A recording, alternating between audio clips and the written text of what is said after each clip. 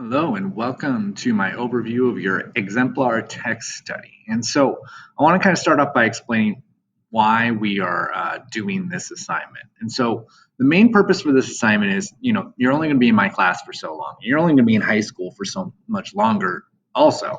And you might need to develop your skills as a writer at some point. And if you want to do that and you don't have a teacher, it's still possible because there are good teachers all over the place. They are just the authors who have already written their texts. And I want you to get in the practice of looking at how authors make their texts and how they do what they do by choosing a story that you really enjoy and, taking a look at what the author did to make that story. Now, you can read the story, you can find it online. This story is actually one that I first heard listening to the LeVar Burton Reads podcast, which tons of great short stories there if you want to listen to one through that method. You've been doing a lot of independent reading, or you should have been because I assigned it. So you can choose one of your independent reading stories to take a look at. It should really be a short story. You don't want to do this with a whole novel. That would be way too much work. But what you're going to do is you're going to really kind of try to break down that story and see if you can figure out how the author was making the story the way they did. And so here's some information on the details of when this is due and what I'm expecting of you. But I'm going to scroll down to the assignment here. And I've kind of filled out the assignment here so you can see how to do it. And so the first thing you're going to do is just tell me what story did you choose and who's the author. Okay, so you've chosen your story and you found your author and you've read it one time. Now, what I want you to do is I want to see if you can find the structure of your exemplar text. So, can you break your story down into the major moments of that story? And here, this story that I read, I really feel that there are about four key moments and key scenes in here, and so I put it down. You're probably going to have more than four. Might have less. I really don't think that many stories would have less than four, but this four is just specific to this story. So if you have 7 or 8, that's fine. It's just what your story is. And so find those major things. What are the identifiable moments that the author is telling you about? And so once you've found those, what you want to do is you kind of want to put them into this chart. And you can see that I've really kind of just copied those moments from there down to here. And so you're going to be looking at two things. You're going to be looking at the content and the purpose. The content is, well, what actually happens in this part of the story? What's the actual plot of this part of the story? But more important is the purpose. Why did the author include this part in the story? And this is going to be something that you guys are going to be struggling with as writers as you begin to write, is knowing, why do I need this section? Do I actually need this really long description of my character getting out of bed, or is it not necessary? Being able to tell what it does for the reader is important. And so really we're asking, why did the author put this section in here? What does it do to help the reader understand the story better, right? And so that's what you're looking for each scene. What happens, and why did the author write this part, and why did they end up including it in the final story? And so I've gone through in those 4 scenes that I detailed above. I'm doing that for all of these scenes, right?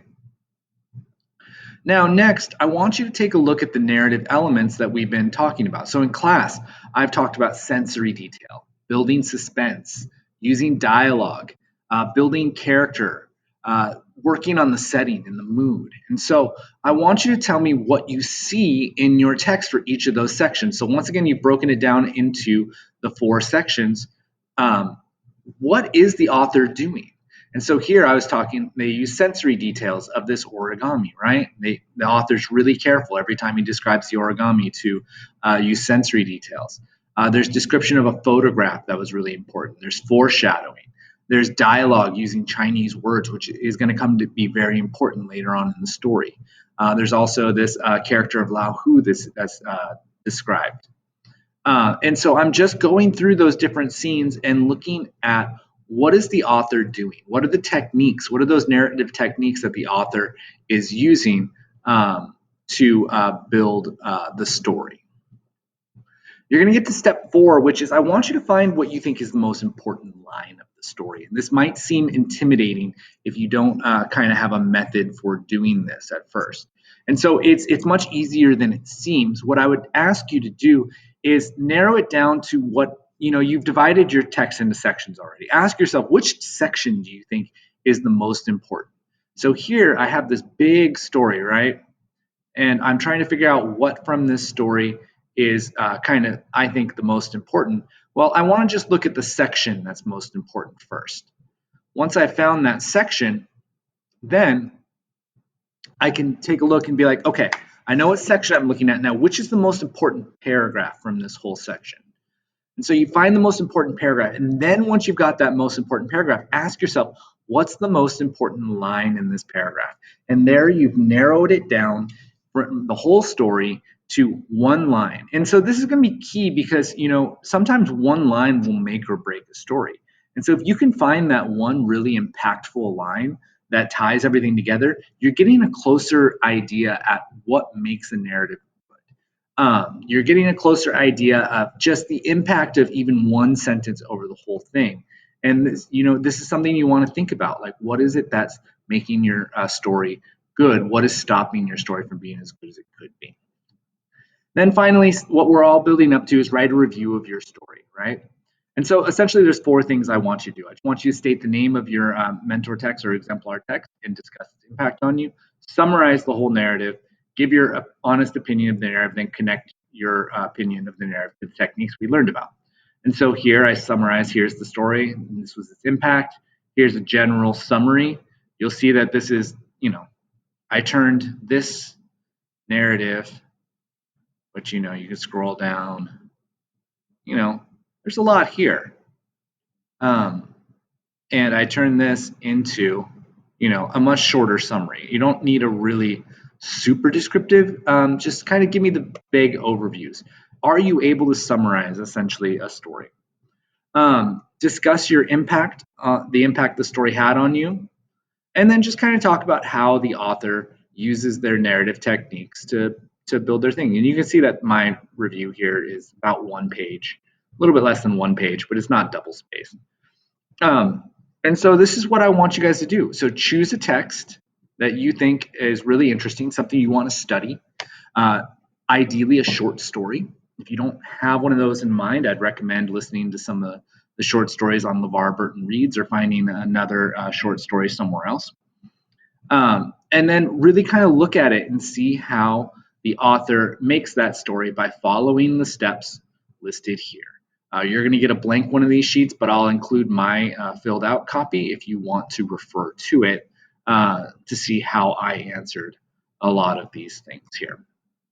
Once again, if you have any questions, make sure you save them. Review this assignment early so that way you can ask your questions before it's the last minute and I'm not available. And we can work through this together. I know you're working on revising your narrative right now. Some of you are still, for some reason, working on writing your rough draft, which, come on, guys, get that done. And so I'm going to give you 2 weeks to finish this because I know you're kind of working on your narrative in tandem with this.